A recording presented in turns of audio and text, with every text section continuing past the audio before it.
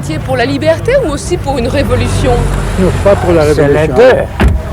Comme moi, oui. À l'époque, je c'était me encore battais. valable la révolution. Mais maintenant, D'accord, tu parles pour toi. Moi, je me battais pour la révolution. Parce que je pensais que ça changerait le monde. Quand ils avaient 20 ans, ils criaient « No pasaran », ils ne passeront pas. Un mot d'ordre contre les fascistes qui a fait le tour du monde. Aujourd'hui, les anciens des brigades internationales se sont retrouvés à Madrid. 60 ans après s'être engagés sur le sol espagnol pour défendre la démocratie. À l'époque, ils étaient venus du monde entier. Ces hommes des brigades internationales n'avaient aucune obligation de venir combattre avec nous en Espagne. Et faut voir comment ils se sont battus. Ils sont morts aux côtés de leurs camarades espagnols. Ça, je l'oublierai jamais.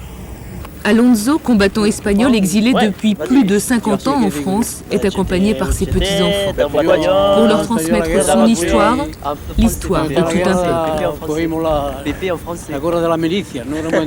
Ça fait chaud au cœur et on est très fiers de lui, quoi, parce que vraiment on sait pourquoi il a combattu, pourquoi il s'est battu, qu'est-ce qu'il a défendu.